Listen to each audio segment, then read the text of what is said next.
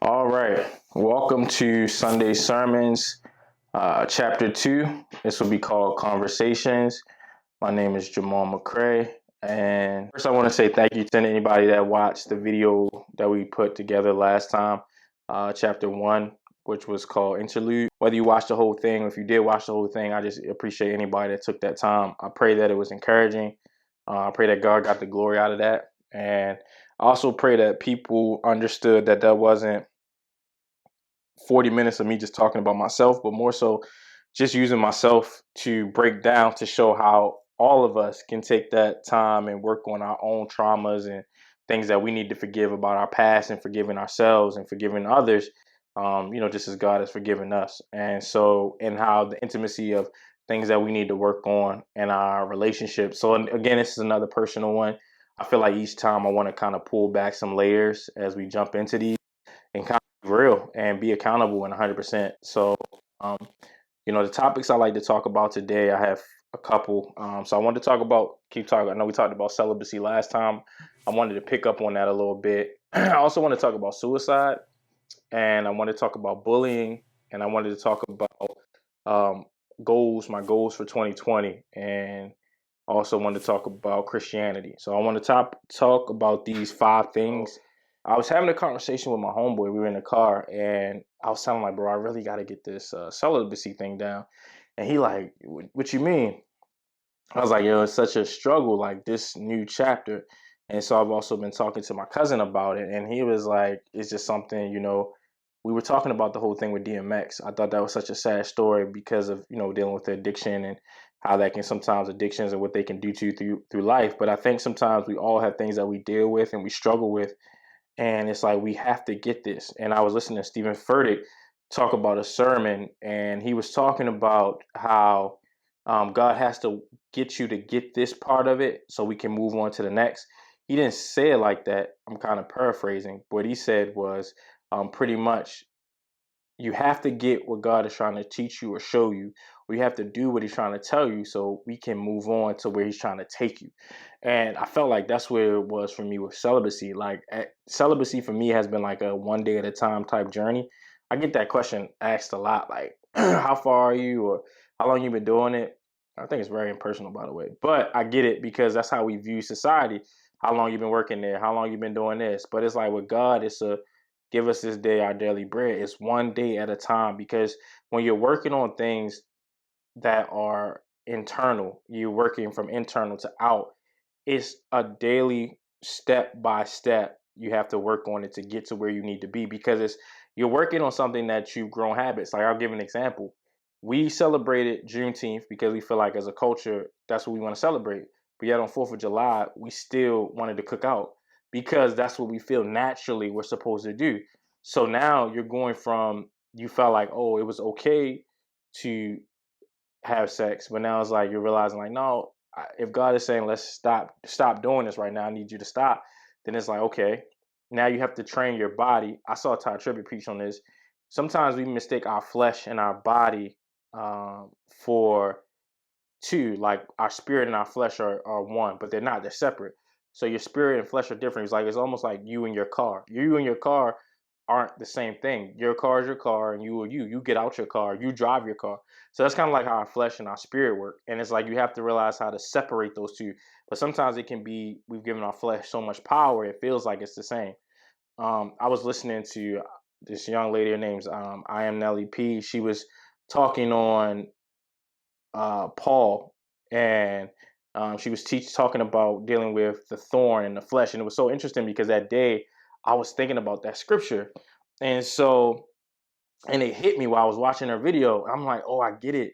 Like the thorn is our flesh. You know what I mean? Because it's like you'll get where I am personally, and my relationship with God is you feel like, okay, Lord, I want to be intimate with you. I want to do everything that you're asking me, but this is holding me up. This is stopping me. This is my thorn. And pretty much you're asking him to take off your flesh. Like, take this away from me. It's like asking him to take your flesh, take my skin from me. Like, don't miss the analogy in that because sometimes we feel like, oh, remove this thorn, but it's like removing your flesh. No, we have to control it. I can't remove your flesh. You have to control your flesh. And we have to go through this. And so it's sometimes that's the beautiful thing about the Bible. I say the amazing thing about the Bible is we read it and we continuously be like, some people feel that, oh, the Bible's outdated. It's not. It's your growth and where you are. It's your belief, your faith.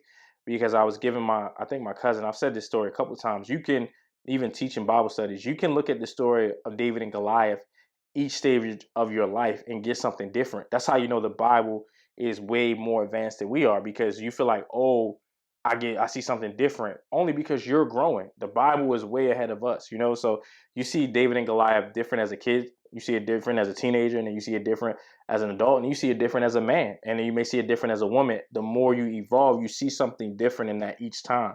Um, and a kid, it sounds like a cool story. It sounds like a football story. It sounds like a sports story where we can go out, we can beat the bigger team. You know what I mean? But then as a teenager, you feel like the struggle of discovery, learning who you are as a person, the changes that you're going through.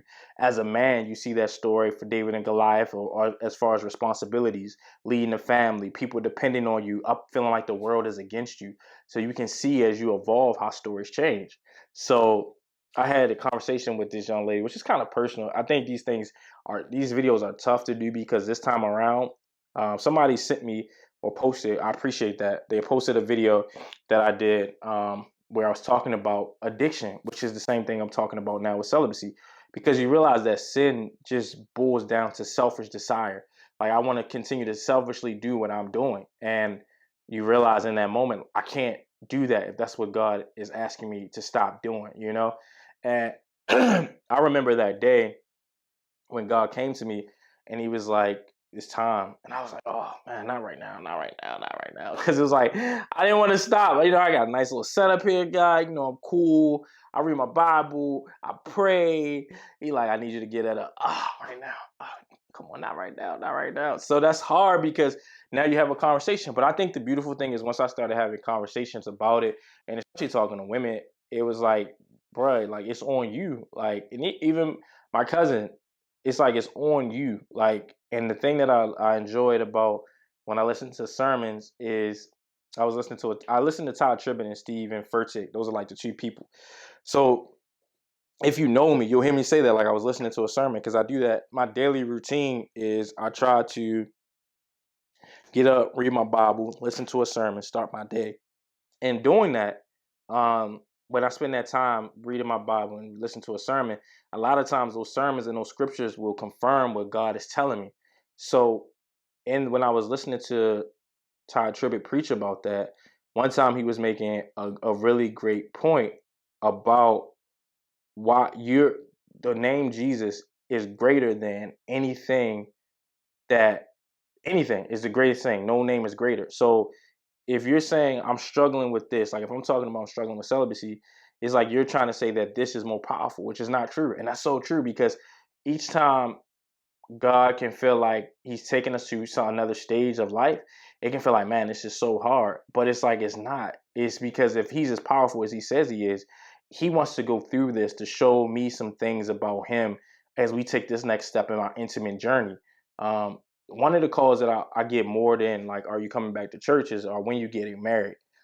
And it's like, I think that question is so interesting. Some people say, I have friends that's they'll be like, don't let people ask you that. But the question makes you think in it, because I can't focus on that until I get married in this relationship with God. You get what I mean? Because sometimes we'll think about that, about our loneliness or missing out on somebody. Like, I'll go back to the story that I was getting ready to share. I was talking to this young lady, had interest in her. It didn't work out, but she said something.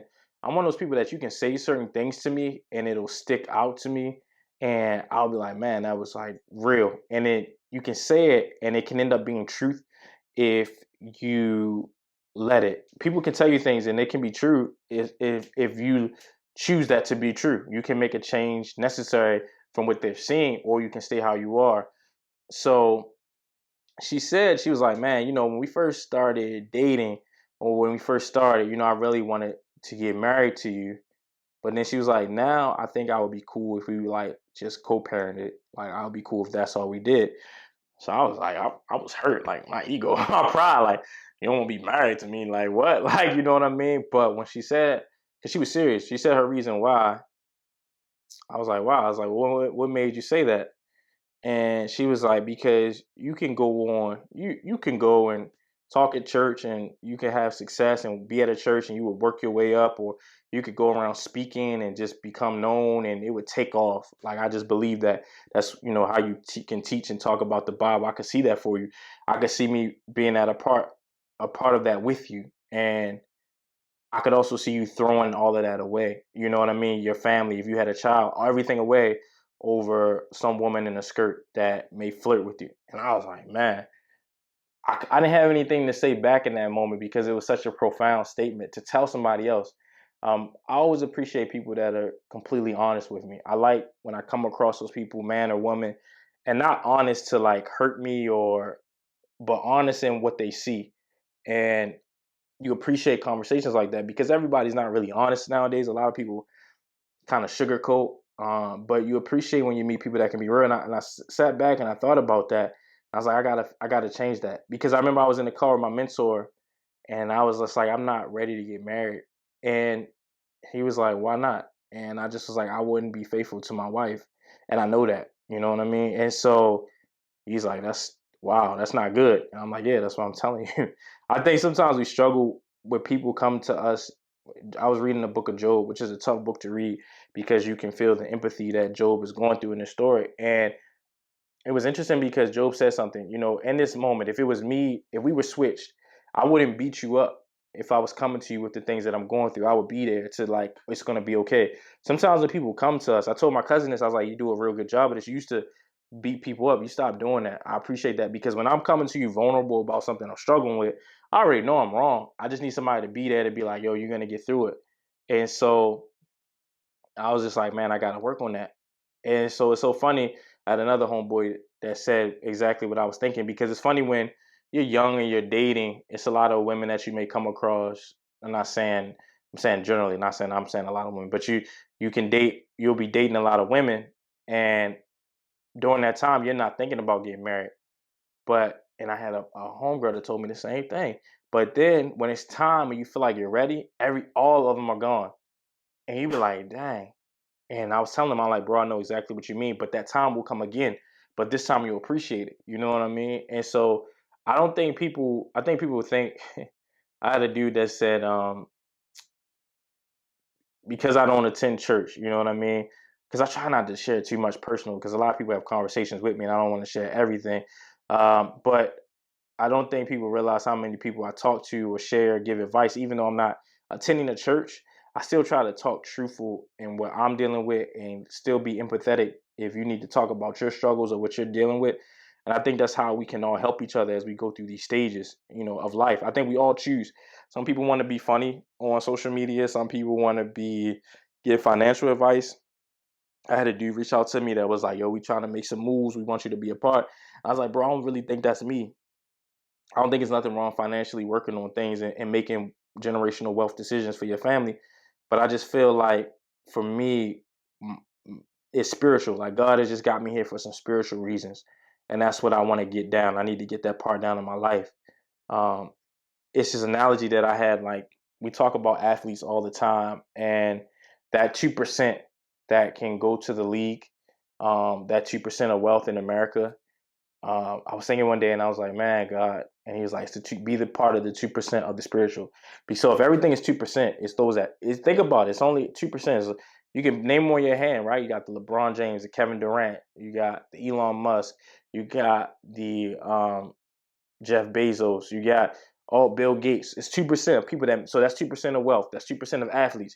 What if you were 2% spirit of the spiritual people that really tap into their spiritual side of themselves and unlock that? What would that be like? But it's like you have to give up celibacy. If I'm asking you to move away, you'll do that. If I'm asking you to leave the church, you'll do that. Now I'm asking you to give up sex. So you have to look at things that are holding you back from the intimacy of your relationship. But then you realize you're the person that's holding you back. It's not a woman. It's not any woman. You know what I mean? So you realize that you're the one that's holding yourself back from fully committing. And this stage of life, you realize is you really don't have any enemies. Anybody that I have had any issues with, I've been fortunate enough, not everybody, I don't think I don't want to lie, but I don't have an issue with them. People that I've had a chance to have conversations with, dap up, hug it out, man, I'm good. People that I haven't, I don't still have any ill will towards you. We don't have to communicate, but I don't have any ill will. Like, I have no hate. It's like you go your way, I go mine. And I think in this stage of life, you realize that your enemy is yourself. You are what's holding you back. And you have to realize, you have to fully buy in.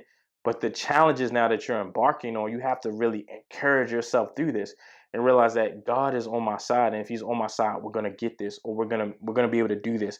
I'm gonna hit this. And that's why I travel by myself, because again, it's allowing me to see that relationship. Okay, God, you're with me. Okay, God, we're going through this.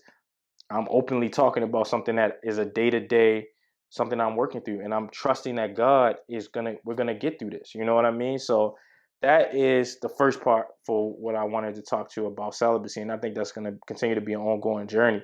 And somebody, again, I always get asked why, and I said I don't know. When God asks you to do something, um, it makes me think about the Godfather. I always really look back on my relationship with God like the Godfather, the first Godfather, the only that was to me the best Godfather. So that first one, if you think about Al Pacino, and how he was for about his father, and who his father was, being the Godfather, and how they looked at him. I'm trying to think of what is real. Marlon Brando. So Marlon Brando did the best job playing the Godfather. So if you look at Marlon Brando in that film, and that reminds me of how we see God like well respected, do whatever he says. Nobody goes against the family. Nobody goes, whatever is asked, you do. You know what I mean? We didn't really grow up in that generation now, but that's how generations used to work. It was respect. Somebody tell you something, if the hierarchy, you got to do it, and I think that's how I look at my relationship with God. If God is telling me something, I'm just going to do it. I'm going to try to get it done, or do it how he wants me to do it, because I want to take that next step in our relationship. And that next step, you don't know what it's going to unlock and what's going to happen. I always tell my sister, it can change in a day, because she always be like, all right, you had that faith, you believe it's going to happen. We were talking about, I think like $1 million homes, and because I was saying I would love a house with a rooftop deck. She's like, all right, good luck with that. And I'm like, you never know. God can change your life tomorrow. I can wake up, check my account, and be the rooftop deck house money in the account. And she's like, all right, you keep that faith. I was like, I'm gonna keep it. That's the mustard seed I got. It take one day. And you never know. And I think that's the beauty of the relationship with God. You never know. David was born a shepherd boy, ended up a king. Job lost everything and got it back, twice over. So or twice he got it twice over, meaning it was double once he got back what he had lost. So he got back what he lost, and then God doubled it and doubled his years. So you just look at things like that you would never even imagine. Joseph ended up becoming Pharaoh's right hand man. You never know how your life is going to start and where it's going. So I just have that faith where I just trust God, but you got to do what he's asking in this relationship. Um, so yeah, that's that part. I feel like I was supposed to say a story. I forgot what I was gonna say with that story. But yeah. So the second part was suicide. So I think in this part of my life, I just want to be as honest as possible. I feel like that's a part of my purpose, and just truth telling. We were at a cookout for, I feel bad saying 4th of July culturally, but it was 4th of July. The cookout was, and yeah, say it again. So we all been to one. So. Yeah, we all go, but it's like we're not here. We're not celebrating 4th of July. We're just at a cookout on the 4th, and we're hungry, but we're not celebrating it. We're celebrating Juneteenth. We're celebrating Juneteenth still. So, but we're at this cookout, and my cousin and her girlfriend, they're doing some really beautiful things, as far as entrepreneurship wise. It's going to be really cool. I don't want to give away their surprises, but it opened up some really beautiful conversations. And one of the things that we were talking about, I just was thinking like, man, I really want to start being completely honest. Like, I don't want to live, and I was telling my mom that too. Like, I just don't want to be where I'm not being honest anymore. Like, feel like I'm not telling the truth. And me and my mom have gotten into this beautiful space. Me and my sister, you know what I mean? Me and my cousins. So I appreciate both my cousins. My cousins are like my siblings, you know what I mean? So I appreciate that beautiful space. So suicide. Me and my mom were talking about the time. So this is weird to talk about, but it's true. So I was planning to take my life. Yeah. So this was I don't know how old I was, but I remember I was living over, I can say it now, I don't live there no more. I was living downtown on Calvert Street, and I didn't lose the apartment, but I felt God was telling me to give it up. And I'm sharing this thing about suicide because I feel like we don't talk about things that people feel. Like we all feel emotions, we all feel different ones. Then people will feel like they're alone. Like when I was having my talk about celibacy. I was talking to this woman. She's like, "There's nothing wrong with what you're feeling. The fact that you're feeling like it's a struggle, the fact that you feel like it's hard, the fact that you want to give up some days, the fact that you want to keep doing it or stick it through with your celibacy, those are normal feelings." And I think we need to start having conversations where people feel, "Oh, I'm struggling with how I feel, my views sexually on what I'm attracted to." Is to be open. Like we make people feel so afraid to be open about themselves. People are having suicidal thoughts. Let be open about that so people can then begin to help one another. And I think we live in such a society that's so political correct, or this Instagram and Facebook post beautiful pictures with captions about how wonderful my life is, that you feel like you're alone and you're not. So that's why I want to share my story. So I was gonna take my life. I forget, I was, my release was running up at this apartment, and I just couldn't do the adulting. I was like, this is too hard. I hated my job. I had like a bully for a boss, and I just was like, I can't do it. And I was quitting. I was giving up. I was shutting down. And the crazy thing is, my mom knew. She could tell because your mom's gonna ask you 50 million questions. So the whole thing was I hadn't signed a lease anywhere. So I don't have a lease signed, but my lease is ending. That was like a big flag. Like, well, where are you gonna live? And so I was contemplating on whether I was gonna tell how I was gonna take my life. And I was like, I don't want to tell that because I don't want anybody to actually do that, because I knew that my plan would have worked. I think, because God could have did it and still not died. But I had those thoughts, and I was like, man, I was getting ready to do it, and I was so close to doing it. And I just remember that day I woke up, and God was like, just give me a chance, just give me a chance to like show you through. Like God always does this thing, man. It is the most beautiful thing that how he can just voice can step in. That's happened to me a couple of times in my life. Um, One time I had left the church, and I felt abandoned when I left the church, because I had a homegirl that was like, nobody came and got you when you left. I knew she didn't say that. I'm trying to word that as nicely as possible. And I was like, no, and it's cool. And she was like, all you did for that church. I'm like, that's not what it's about. This is what it is. I'll take accountability for my actions as well, as far as why I left. So in that moment when I left the church, I felt like I didn't have an identity. I felt alone. And I remember the last time right before I left that church, they were giving testimonies, and I got up and I said, my testimony is I read Job, and I remember Job was asking to hear God's voice. In the season I'm in, I just need to hear God's voice. And I sat down, and I remember when I left the church, I could feel God's presence. I was in my apartment, and I could feel his presence. And I was like, what are you doing here? Like, you can feel when God is present. Like, he's always present. I get that. But you can feel when his presence, he's here. He is here. And I just was like, what are you doing here? And he was like, I told you I would never leave you nor forsake you. And I don't know what that in that moment, that just gave me the strength I need, because my cousin, she made a good point. She's like, yeah, your identity probably felt like it was gone. Like that's all you were connected to was church. I was like, absolutely.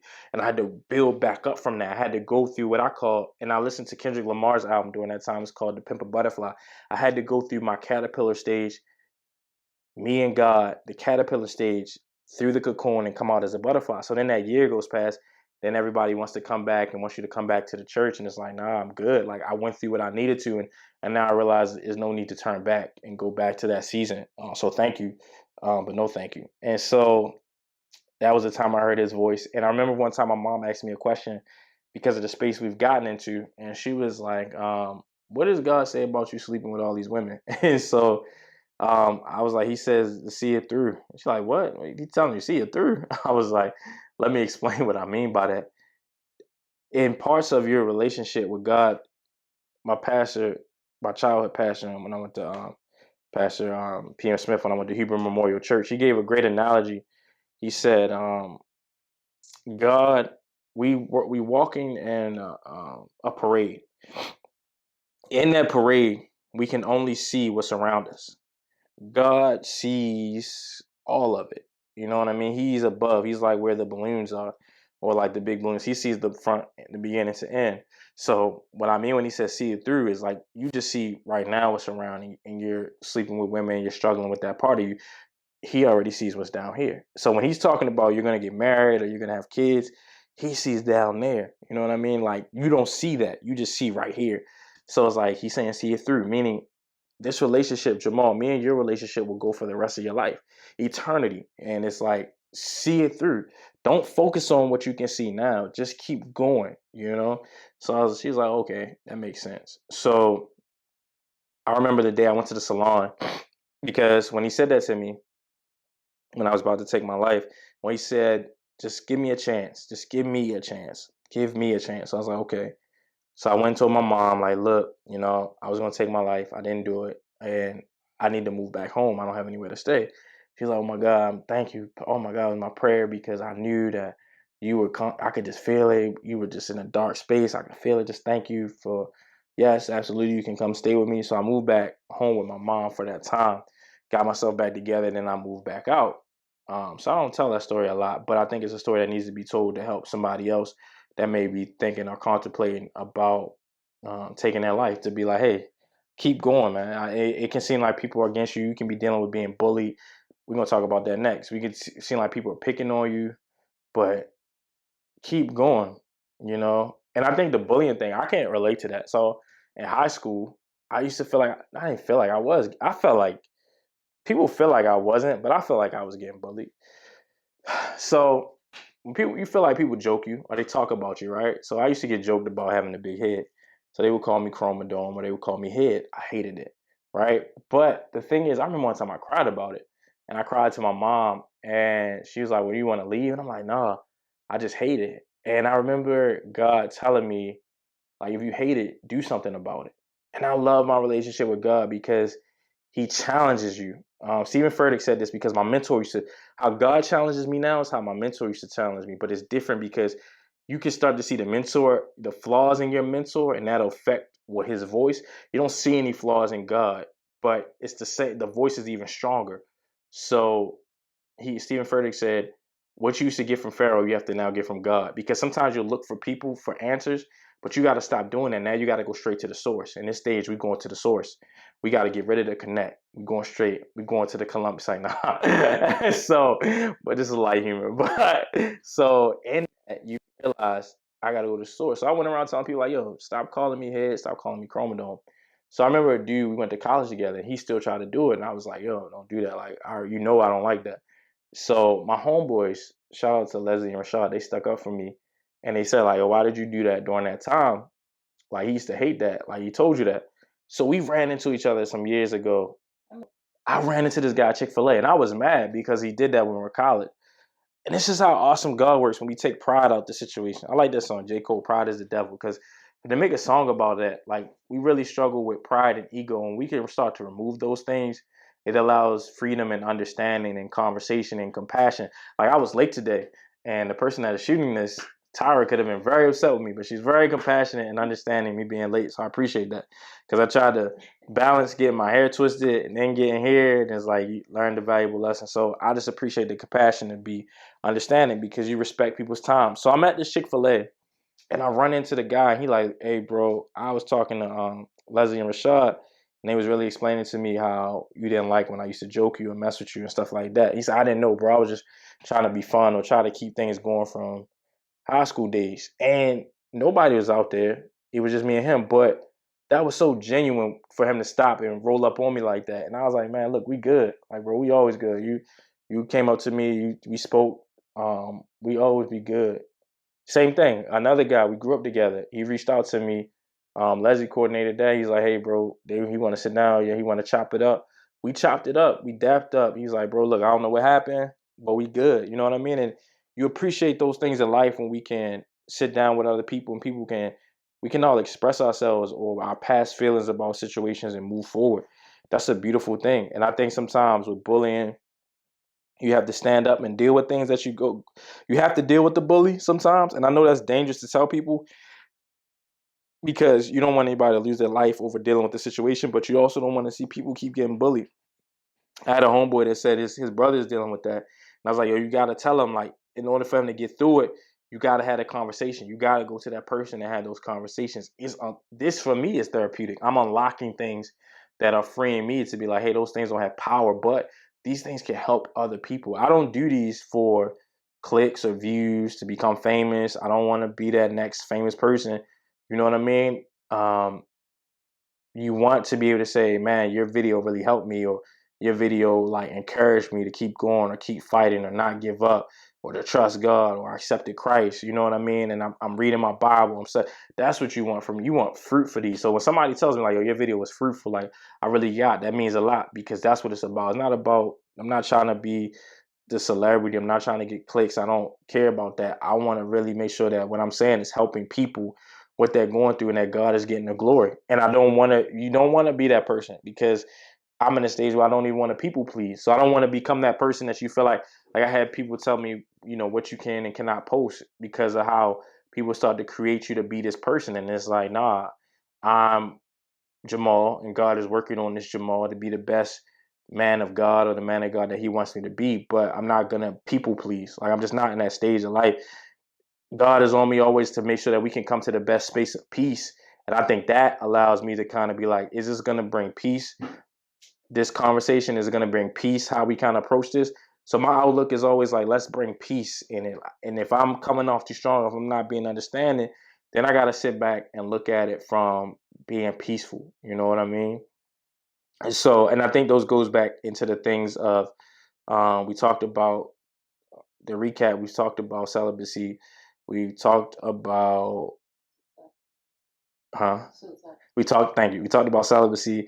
We talked about suicide. We talked about bullying. So that goes into part 4, which is um, things for 2020. So we were at a birthday at the beginning of the year, and this was my first year where it wasn't anything that was financial.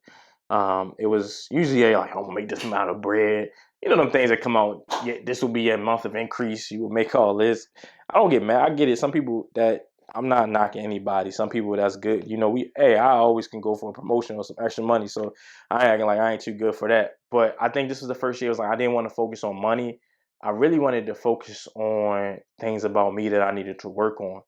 Um, and I think that happened with boundaries. I think because we were talking about this last time. You asked me had I ever fell in love with somebody, and I think it was only one woman that I ever felt like, oh, I would really want to marry her. And when that situation didn't work out, and my heart was broken in that, I think it taught me boundaries, because a lot of times, and I'm still learning this, because women will bring this to your attention about like, make sure you respect the boundaries. When women say they don't want to hear from you, they don't want to hear from you, or if they don't want to see you again, those are boundaries that you have to respect. And I think I didn't get that until my heart was broken. And it's like, okay, I can see why you want your boundary respected. It's not even about heartbroken. It's just like, hey, things didn't work out between us. I don't have no problem with you, but I don't really need to talk to you.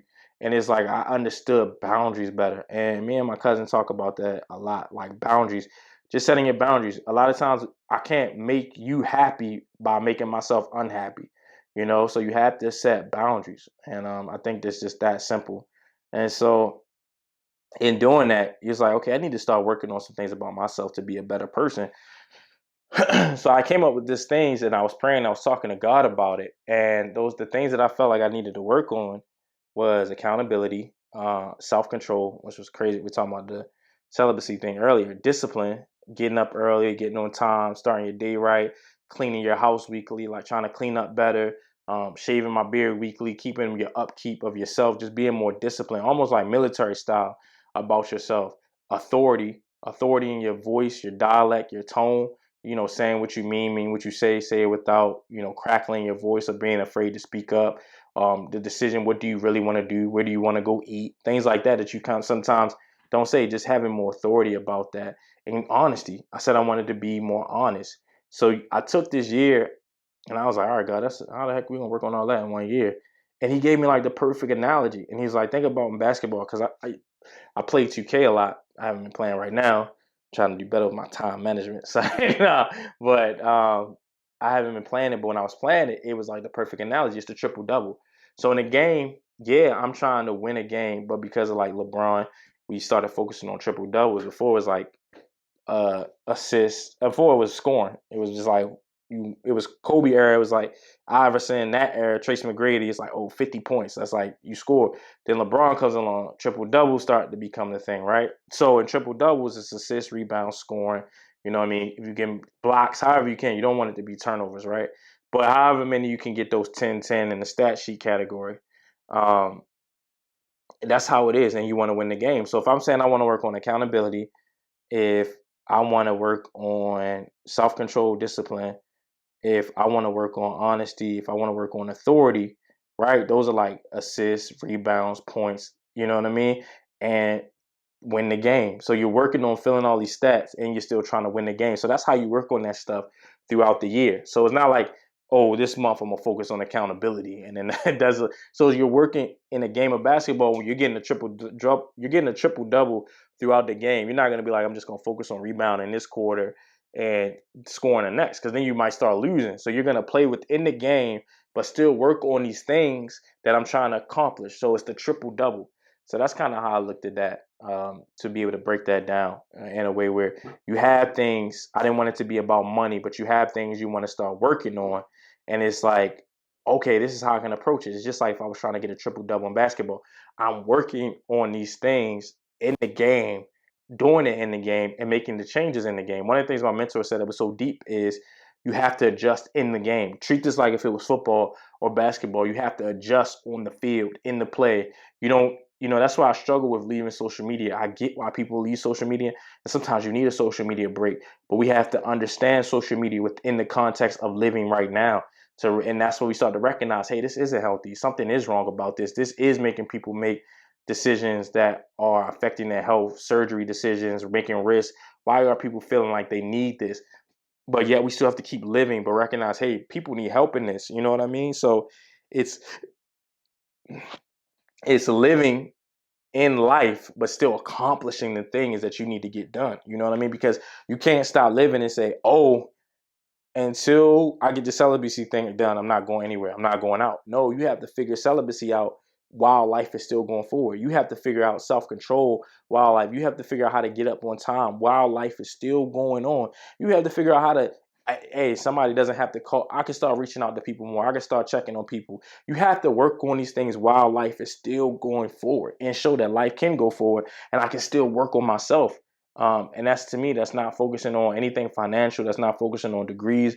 That's focusing on inner workings. Because the thing about it is, we'll always see that, yeah, we can get rid of somebody we feel like it's hurting us as a people or country. But when we put that next person in, it's going to be just corrupt. The real way to success is inner workings of self. If you work on yourself from the inside and work on bettering yourself, if we all started doing that as individuals, that's when the change starts really happening. Christianity. So I struggle with Christianity, how just watching Christianity from what I'm seeing.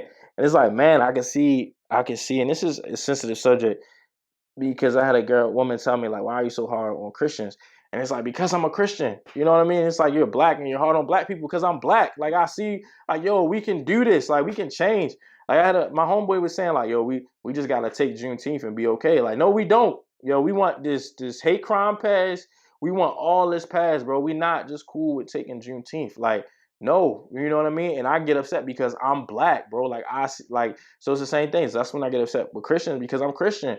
It's like, bro, like, this whole, like, how we beat up the LGBT community, I don't be feeling that. You know what I mean? I don't be feeling like talking down to people. I don't feel like you got to wear a suit in order to go to a church. I don't feel like you have to be talking about people got to pay. Like, people poor. I read this book. It was called Gray Areas. I don't remember the author, but shout out to the book. He spoke on more marriages would be saved in the church if people would come to church and be honest about their marriage, instead of, like, we got to pretend when we get in this building that our marriage is good. This is just a building. We're supposed to be coming here as other believers, helping each other in our walks. And that bothers me, because I see it online. I see the people that are, like, scamming. I see the people that are trying to just fake people out and, like, lead people blindly. And it's just like, you can see the selfishness. You can see the corruption. You can see the wickedness. And it's so sad, bro, because instead of people walking away and working on themselves, they want to get a part of the power. They want to get a part of the power that comes with this book.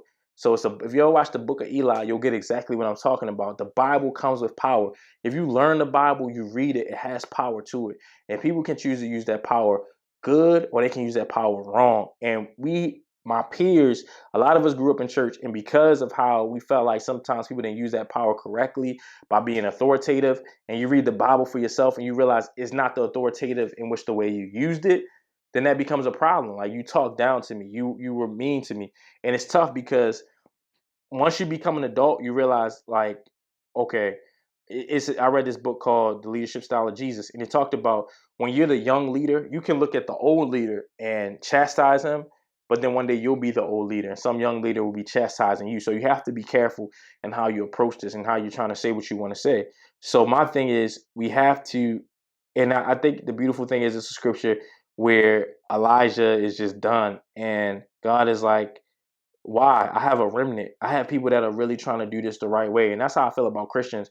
One of the things that taught me, kind of just having conversations with people out and about, when you start talking honest and in your truth, one of the things that came up when we were at the same cookout, I was like, I want my wife to believe in the Bible. Like, that's my non-negotiable. That's my foundational. Because everybody was like, what's your thing about you wanting your partner? And I was like, that's all I ask. Because if we have the same belief and the same foundation on what we're looking for, and then you got to say that you believe the whole Bible is truth. Because there's some people like, I don't believe the whole Bible, but I'm a Christian. I don't get that one, but that does really exist. And that's them. We live in PC culture, politically correct. So I'm not trying to bash anybody. I'm just saying what you see and come across, that's not what I'm really looking for. But in the same breath, it's like, let me not focus on what other people, how they're moving. Let me work on me and we're doing what I need to do. And so that's where I get. And I feel like as believers, you gotta go read that book for yourself. Because I have homeboys or friends, like I hang around people, they not Christians. I don't know why they think I'm gonna be like weirded out by that, but they'll say like, oh, I'm not a Christian. That's cool, bro. I'm not gonna judge you. That's not, it's your life. It's like, it's your life. It's like we're in the game Life. A game, it used to be a board game called Life, and you could roll a dice, or I think you flip the card, and you have your own piece. You're your own piece. I can't tell you how to live or move, bro. That's your life, how you want to live it. I'm choosing to be a Christian. I'm reading the Bible. I'm believing this is 100% truth, and that's just what I feel. But I feel like as believers, this is such a sensitive subject. I feel like as believers, we got to take that time and study for ourselves, and you recognize like, oh, nah, like this is wrong. Like, we shouldn't be beating up people. We shouldn't be looking down on people, and we shouldn't be using this as politically. It's just so many things that you start reading, and I don't want to keep going more because I feel like it's just a dangerous, it's a thin line with this. So, but I just feel like it's a lot of things that need to be talked about in conversations. And I just feel for those people that are falling blindly, because the cool thing about Christianity, and I don't even want to use the word cool, but if we just go to church every Sunday and that's it, then of course, like, yeah. But if like we really start working on ourselves, then that changes things. You know what I mean? Like, it's easy to be like, go to church Sunday, that's it, I'm good. Go to church again. That's like getting a hit. You know what I mean? Like getting a spiritual high. Go to church, we leave. But if you really take that time and start reading it for yourself and unlocking it for yourself, it'd be like, yo, we not doing this right. You know what I mean? Like, we not really doing it how God intended it for us to go. And I think that's what's missing, because it becomes more about the relationship instead of the religiousness of it. Like really building that relationship with God, listening to God's voice. It's not about what your pastor or your prophet is or your apostle is telling you. What is God? Do you spend time with God by yourself? Like, what does he tell you?